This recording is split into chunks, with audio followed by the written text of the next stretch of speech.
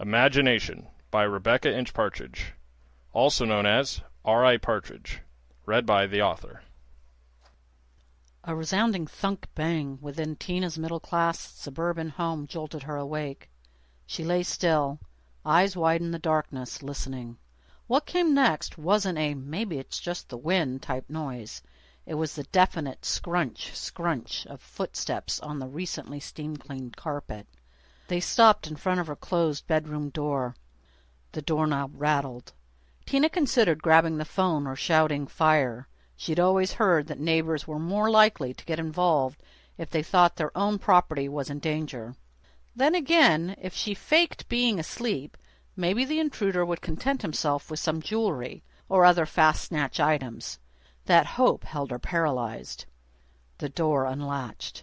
It didn't open right away. What if it's a rapist or some homicidal maniac? Oh, God, Alex! How do I protect Alex? The thought of her 7-year-old son stumbling into a burglary, or being kidnapped, brought bile to her throat. The door creaked open. It swayed so slowly she had time to try to yell fire again and again. All that came out was a strangled, gargling sound. A silhouette stood in the doorway. Or maybe it was a shadow. It seemed distorted. Too narrow for its height, and was that a cape around the shoulders? Whatever it was, it sure wasn't her husband returning early from his shift. The figure stepped forward. This time Tina screamed. It sounded more like the wail of a banshee than a woman's cry. The bizarre noise snapped the paralysis that held her. She sucked in a breath, ready to shout fire. But the figure vanished. The room seemed different, brighter. Ambient light now streamed in through the window. A nightlight in the bathroom lit the empty hallway. Just another stupid nightmare, Tina thought as she struggled to stop hyperventilating. Then again, her bedroom door was open, and she was sure she'd shut it before going to sleep. She glanced at the empty side of the bed. The problem with being married to a firefighter who worked 24-hour shifts was that it meant he wasn't there 10 nights a month. That left her alone to get up and check the house. First, she looked in on Alex. She needed to make sure he was still there, and that she hadn't scared the bejabbers out of him with that heinous scream. She worked her way across the toy-cluttered floor and tested the latch on the window. She paused on her way out to enjoy the innocent, peaceful way he slept. The 30-year-old full-time mother and part-time author still couldn't believe how easily their son had become the center of her world. Out of the corner of her eye she caught the motion of a shadow crossing the doorway. By the time she looked up, it was gone. She peeked into the hall, cautiously checking both directions. Nothing. I'm getting paranoid in my old age, she decided. Not that she wouldn't finish checking every door and window in the house, but after that she'd go right to sleep. Instead, she tossed and turned for hours.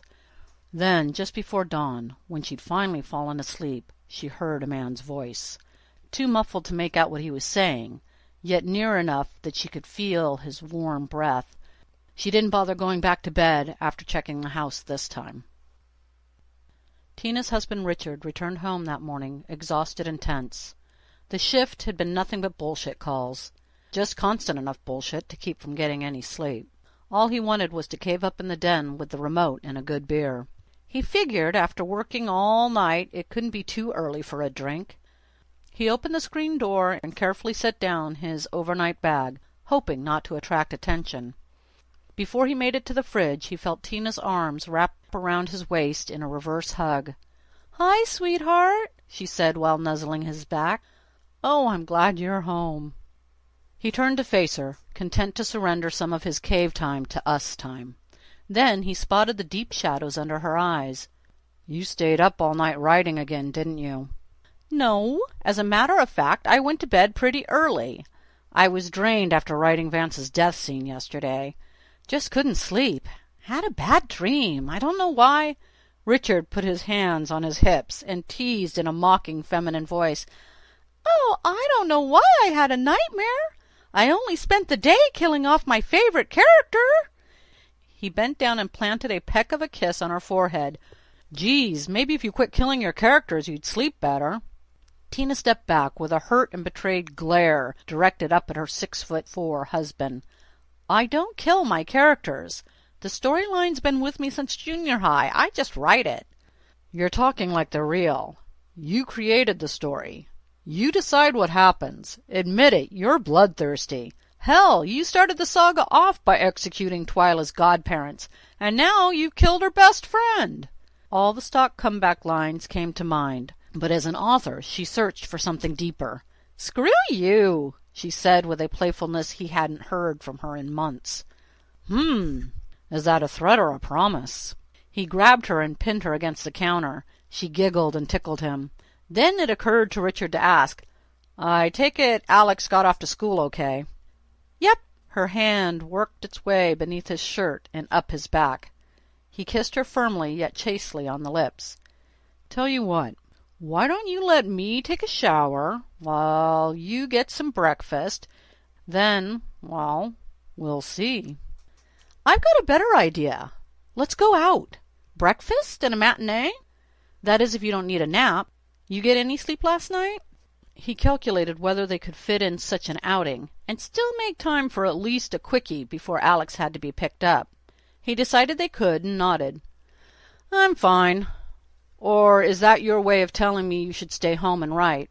He realized he might have to talk her into taking a shower with him before she went into another writing rampage. No, I'm taking the day off. I think trying to crank out this book before the deadline is getting to me. The nightmare? The intruder? I swore he looked like a cyan. The same race as Vance. Oh, give it up. She shook her head, rolled her eyes, and set her hands on her hips. A twitch of a smile crossed Richard's lips. Pretty soon her Irish twirl would surface. Hey, I feel sorry for the guy. You created this elegant birdman, make him fall in love with Twyla, then you kill him off so she can run away with the big bad hero. Now who's talking like they're real? She gave him a playful shove. Go take your shower. We're running out of time. Her evil grin and wag of her eyebrows told him she also wanted some alone time this afternoon. He headed off towards the bedroom. Tina pulled a roast from the refrigerator to get a head start on dinner. The rattle of the pipes from Richard's shower made her jump. She laughed at herself and went back to work, chopping up the roast. The chunks of meat made a satisfying plop as she tossed them into the crock-pot. A shadow came up behind her. Don't get goofy, she told herself. It's just Richard hoping to talk me into taking a shower with him. But her skin crept from scalp to toenail. She swung around. A translucent figure glimmered not 3 feet from her. He stood 7 feet tall and had huge golden feathered wings. One hung awkwardly as if broken. His skin was not the beautiful ice blue it should have been if he were the image of her character Vance. Instead, he was a sickly gray-green. It reminded her of the belly bleed patients she used to transport back when she was a paramedic. His thoracic cavity ruptured, exposing internal organs. He reeled back in shock, then grimaced in pain. This had to be her imagination replaying Vance's death scene. He reached for her and opened his mouth to speak. Coagulated clumps of dark blue blood bubbled out only to evaporate before they hit the floor. Tina closed her eyes and cringed. She swore to make an appointment with a shrink as soon as this hallucination ended. A hand touched her shoulder. She shrieked. Not the Hollywood femme fatale shrill, but a gut-wringing cry that shocked even her. 2 hands now gripped her shoulders. She opened her eyes, expecting to find her husband there holding her. He wasn't. The image of Vance remained. His avian eyes pleaded in desperation. Tracks of tears ran down his hollow cheeks, then disappeared into nothingness. Through the blood he choked, Cassie. Tina? Tina, are you okay? Richard shouted as he raced down the hall. The apparition faded away before Richard made it to the kitchen. Of course it vanishes so nobody else can see it, 'cause I'm frickin' insane. Her hysterical mix of laughter and sobbing sure worried him. What? Who's insane? What happened? Richard asked as he secured a towel around his waist. Tina covered her eyes, too embarrassed to face him. I thought I saw something. She peeked through her fingers, but quickly turned away from his "have you completely lost it" expression. God, I guess working on this book is getting to me more than I thought. The petite redhead took in the cheery yellow walls and flowered borders. She thought that redecorating the kitchen would keep her from going stir-crazy, now that she spent most of her time at home. How naive. I just need to get out of here. Richard painted on his poor put-upon husband smile. Well, if you don't scare me half to death again, we'll be on our way in a couple minutes. He looked around for something, anything that she might have mistaken for a person. Are you sure you're okay? Yeah, fine. Go get dressed. Unless that's some new fashion statement you're wearing. Richard avoided bringing up the incident while they were out. He was relieved that she'd made an appointment with a counselor for Monday. She just hadn't been herself today, too quiet. He even missed her obsessive chattering about the Paraxis cluster, that fictitious star cluster she wrote about. After dinner he brought the dishes to her at the sink and asked for the 100th time if she was okay. Tina rolled her eyes at him. Yes, I'm fine, just embarrassed. She let out a sigh and scraped the leftovers off the plate.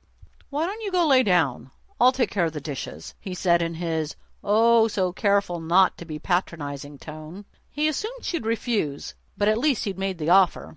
To his surprise, she nodded. Yeah, I think an early night's just what I need. I'll read Alex his bedtime story, then hit the hay. It shouldn't have worried him that she accepted his offer. They did have a deal, one cooks and the other cleans. Still, his Irish Spitfire rarely backed off when she started something. A few dishes later, Richard paused to listen to the soft lilt of her voice as she sang Danny Boy to their son. The warmth that generated inside him made Richard smile. At least in some ways she was still the woman he'd fallen in love with over 10 years ago. He lost track of her over the clank and bang of washing pots and pans. So, as he headed to the bedroom a half-hour later, it caught him off guard to hear her talking. The light was off in Alex's room, so he hadn't conned his way into a second story. Light was coming from the computer room, and he heard her voice again. She'd promised no more writing today, yet there she was, talking out a dialogue for some scene. Richard flung open the door, ready to lecture her, then send her to bed. He froze. Crouched on the floor, a creature with blue skin and golden wings rocked in pain and gargled with every raspy breath. But it couldn't be. Cyans only existed in his wife's books. The alien looked up. Richard glanced at the illustration of Vance hanging on the wall, then back at the phantom. They matched. You can see him? Tina gasped. Oh, God! I figured I was hallucinating. He's real? She pulled away from the wall she'd plastered herself against and leaned down to touch Vance. Her fingers went right through his arm. She jerked back so hard she fell on her rear. Guess not, but what the... The apparition rested a hand on hers. All she felt was a strange tingling. Cassie, he squawked. More blood gushed from his mouth, but disintegrated in midair. Richard's flesh crawled with ice-cold terror. Shit! Tell me he didn't just say Cassie. He knew the frighteningly good job Tina had done of creating a bitch of a villain for her saga. Yeah, I think he said it last time, too. I was just too freaked out to notice. She studied the figure intensely, unsure how to communicate with a spirit being with an airway full of blood. I think he needs something from me. You know, like in The Sixth Sense? This isn't a damn movie, Richard snapped. He never existed, so how can he be a ghost? Vance's image started sputtering, but nothing made sense through all the blue-black blood clots. The effort seemed to drain him. He faded some and remained still, except for his labored breathing. Dread gripped Richard's gut. The mention of the woman who mentally raped her victims and killed someone every few chapters was less than promising. Instincts that had gotten him through 12 years of firefighting told him he had to stop this before it got worse. But how? I'm going to go get help. Tina, come with me. I want you away from that thing. He glared at the apparition that had turned reality upside down. What kind of help?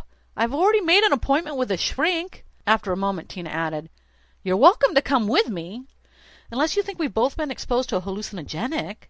He ran through the signs and symptoms of such an exposure and ruled it out. He shook his head and motioned for her to follow him, but she turned to Vance as his image faded in and out. No, there's got to be some way to help him. Knowing it wouldn't do a bit of good to argue with her, he ran to the phone in their room. Soon he found himself trying to explain the situation to the department's chaplain. I know it's late, but could you come over right away? Richard almost mentioned the need for an exorcism, but thought it might come across as slightly irrational. He sure didn't want the priest calling the sheriff in for a psychiatric eval, so he said nothing about the ghost, demon, or whatever the hell it was. It'd probably be easiest if you came over and saw for yourself. Alex came in wearing his favorite dinosaur PJs and alfalfa hair. Richard told him to go back to bed and stay there. "But, Daddy," Alex insisted, "Mommy said to tell you it's okay." "Alex, you went into the computer room?" Richard asked, afraid of what this might do to his son. "No, Mommy shut the door and told me not to come in. She says she's fixing something, and to tell you it's okay now." "Like hell," Richard muttered. Alex came over and hugged his father's legs. "Daddy, what's wrong? I thought I heard crying." Richard asked the chaplain to hold and set the phone down. He knelt so he no longer towered over the younger version of himself. "It's nothing for you to worry about." He scooped his boy up in his arms. "Let's get you back to bed." He carried Alex back to his room and tucked him in with a kiss on the forehead. As Richard shut the door behind him, the sound of typing caught his attention. He muttered a curse, then a prayer, and opened the computer room door. It was empty except for Tina pounding away at the keyboard. She didn't notice him until he asked, "What are you doing?" Then she nearly jumped out of her seat. She went right back to typing. "I figured out what to do." "Somehow I doubt doing more writing is the answer, Tina." She didn't spare him a glance. "It's exactly the answer. Somehow, right before he disappeared, I knew. I've got to make it so he doesn't die." He looked over her shoulders at the monitor. She was rewriting the damn scene where Cassie kills Vance. "Give me a break. Rewriting can't fix this. I'm asking a chaplain to come over." She stopped to stare at him with a "now who's cracked" look. "To do what? Perform an exorcism?" Tina waved her hands and made a Halloween whoo. She rolled her eyes and returned to typing. "You've watched The Exorcist one too many times." "Well, how the hell do you explain having one of your dead characters show up in our house?" Her confidence wavered. You know how in my story there is an empathic plane where telepaths can travel?" Richard nodded, stone-faced, so she rushed on. "Well, it's kind of like that, a thought plane. Somehow the people I've created exist there, and the stuff that I write, they have to live it." She sounded so guilt-ridden at the last statement. It didn't stop Richard from scoffing. "God, that's insane. Writing something can't make it real." She raised a hand to stave off his objections. "You saw him. It was Vance. Somehow my characters do exist. I think they can only cross over to our plane or dimension when they die." "Then why the hell didn't Twyla's godparents come knocking at our door?" She seemed stricken by the question. In his shaky voice, full of Irish twirl, "Oh, my God, they did! I thought it was just a dream." She concentrated for a minute. "It's too late to change what happens to them. That book's been published. But Vance's death, it was just a rough draft. Change it and we should be okay. No more ghosts, thought patterns, whatever." Richard waved a hand at the computer. "By all means, wouldn't hurt to try, but I'm still making an appointment with the chaplain." He looked at where the image had been, sure it would reappear any second. "If that don't work, we'll both go to that shrink." He shook his head and returned to the bedroom to talk to the priest. Richard sat in bed half the night, flipping through cable channels, waiting for Tina. He'd made an appointment with the chaplain for Sunday after church. Though they rarely attended services any more, he figured a little extra insurance couldn't hurt. Even if it had been an illusion, they still needed some help. And the more he thought about it, the more he doubted what he'd seen. Tina's hysteria had just gotten to him. She entered the bedroom with a determined smile. "It's done. Vance came out just fine now." She swapped into her PJs, shut off the TV, and crawled into bed. "Thank God it's over." He hugged her tightly. Tension eased from his body at her nearness. Yes, tonight was going to require a lot of snuggling. If she believed rewriting got rid of the ghost, maybe it really was over. Trying to bring some humor into the situation, he said, "Yeah, but now you have a typical love triangle on your hands." Her eyes met his with Irish resolve. "That's fine. I'll let him sort it out. I'm done with the Praxis cluster." "You're going to quit writing?" In spite what had happened, he couldn't believe she'd give it up. "Hell yeah. It's back to a nice normal teaching job for me." Richard hugged her even more tightly. He finally had his wife back. He just hoped she didn't decide to refuse the royalties from her first 2 books. But he'd worry about that tomorrow. Soon they drifted off, clinging to each other like they used to as young lovers. A heavy, raspy breathing woke them. Vance's translucent image loomed by their bedside. He fought to speak through the blood. His side erupted. He doubled over in fatal anguish. "Oh, God! It didn't work!" Tina panted.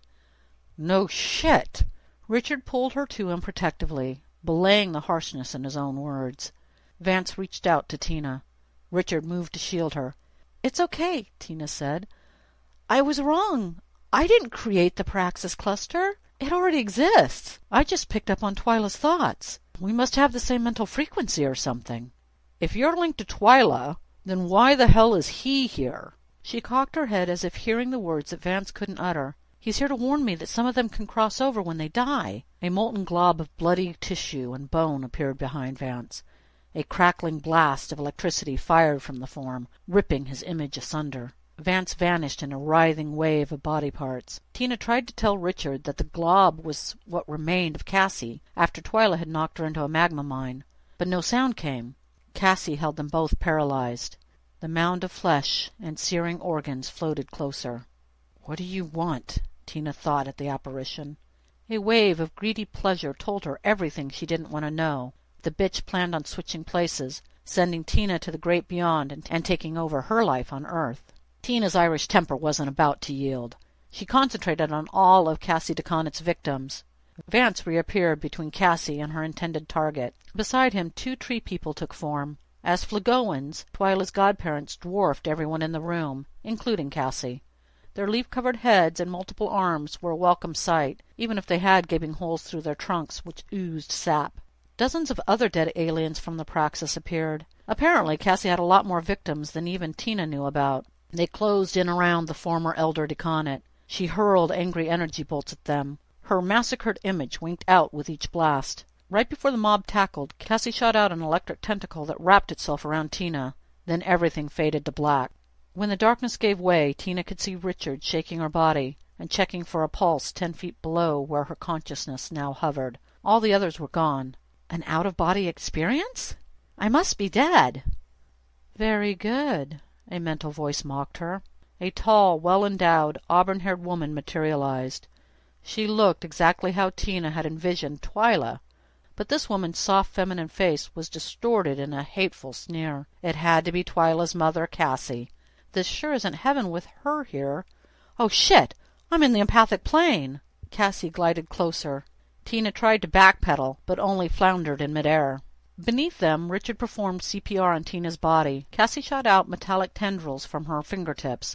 They pierced Tina's mental flesh and snaked through her empathic veins. Paralyzed once more, Tina could do nothing to defend herself. Cassie threw back her head, laughing. I knew we'd be compatible since your mental frequency is so close to Twyla's, but I never dreamed it'd be this easy. "'Fraid it's not going to be as frickin' easy as you thought," a new mental voice challenged. Blazing lightning bolts struck at Cassie before Twyla appeared.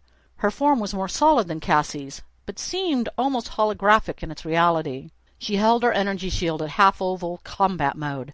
The Guardian slashed the air with it, and more lightning flashed. Cassie blocked it with her own shield as she had the first attack. The shield's light red glow evaporated, leaving her exposed. She hurled fireballs back at Twyla. The Guardian's shields absorbed each destructive orb in a graceful arcing motion. Then, with a sharp slice, it shot out cannonballs of white energy. Cassie encased herself in a protective shell before they hit. The tendrils connecting her mind to Tina's were severed and fell limp on the invisible floor of the plane. "Go!" Twyla ordered. Tina found that she could move again. She looked down. The scene beneath her was shrunken by distance. She scrambled towards her body in an almost swimming motion. About 10 feet above it, something blocked her way. She pounded and kicked at the invisible barrier, but couldn't penetrate it. Tina watched helplessly as Alex came into their room and found his father pressing on his mother's chest. "Alex," Richard panted, "call 911. Alex burst into wailing sobs and threw himself on his mother's body. "Mommy! Mommy!" After another cycle of CPR, Richard tried again. "Alex, if you want to help Mom, call 911. Now!" This time Alex obeyed the commanding voice and hurried to the phone. "Tell them your father's doing CPR." "Help! Help! Daddy's doing CRP on Mom! Help! Daddy's doing CRP to my mom! Help!" The battle going on around Tina went silent. She looked back. Twyla was gone. Cassie's image faded in and out, but refused to disappear, her eyes fixed on Tina. "No! Someone help me!" Tina reached out mentally for Twyla. Nothing. Cassie's image grew closer. Tina refused to retreat from her position directly over her body. "Push her!" Twyla's empathic voice echoed in Tina's head. Tina had no idea how to do that, but she gathered all her Irish will and stubborn temper and projected it at Cassie. The Deconnet elder flew back. Twyla popped back into the plane. The force of Tina's shove impaled Cassie on her daughter's awaiting shield. "It's not happening, Cassie. I've wrecking killed you once. You're staying dead." Cassie flailed about, but the more she fought, the deeper the shield sank until it protruded through her chest and stomach. Twyla looked up at Tina, who watched in a morbid trance. "Go! Get back!" Little firemen swarmed into the room beneath, which was once again far away. Tina noticed that her own image had become ghost-like. She dove down, only to smack into that clear ceiling. "I can't get through!" She called to Twyla for help, but the guardian was too busy chopping at all the tentacles that Cassie shot out in an attempt to snare her. Tina saw one of the firemen was a medic. All his advanced life support equipment was wheeled in on a gurney behind him. She couldn't decide whether to be hopeful or worried. If she couldn't get back, she wanted her body to be beyond recovery so Cassie couldn't use it. Tina looked over to the battle still raging. Cassie leapt into the air and flew by with blurring speed. Twyla boomeranged her shield, slicing the tendrils before they could snatch Tina. But that gave her mother time to summon up a ball of energy as big as she was. "You always were a pain. Goodbye, Twyla." The guardian launched and flew straight at Cassie. The energy ball collided with her shield mid-flight. A sun-bright explosion temporarily blinded Tina. When her sight returned, she was alone in the void, except for the figures scurrying about beneath her. She watched as Richard picked up Alex and carried him out of the room, while the firefighters continued working the code blue, cramming an airway tube down her throat and shocking her heart. A tiny voice cried, "Mommy! Mommy! Mommy!" Tina reached out, but couldn't cross the invisible divider. She tried to contact Twyla. The link was gone. She brought a hand to her face. It was no more than a vague transparency. "Mommy!" she heard Alex call again. "I'm so sorry, baby. I can't get back." She hoped part of him could feel her message. "Mommy loves you." She concentrated as hard as she could. She tried to send her love to Richard as well. A warm light caressed her fading form. It grew in size and intensity until it replaced the darkness around her. She looked for Richard and Alex, but found only soft light. A quiet serenity took hold of her. She said goodbye, wishing that she could hold them one more time. Then a presence made her swing around. A shadowy form blocked the light in the distance. It reached for her. An empathic tendril slithered across the whiteness. Tina turned to the source of the light, and only briefly wondered what was on the other side. Once she went to the great beyond, the gateway to the Praxis would close forever. Cassie could never cross over again. Richard and Alex would be safe. This story first appeared in SDO Ghost, online magazine in 2004. Copyright Rebecca Inch Partridge, 2003. About the author. By day, Rebecca is a mild-mannered blog writer for Biotechnology Calendar Incorporated. On evenings and weekends, she is the ruler of Praxis Star Cluster. She insists that the story imagination is in no way autobiographical, and the events depicted in it never happened. Her futuristic paramedic story, Regretting the Moon, was recently published in Nova Science Fiction magazines. For other stories, or to preview her first Praxis Cluster novel, Captured, please visit www.ripartridge.com.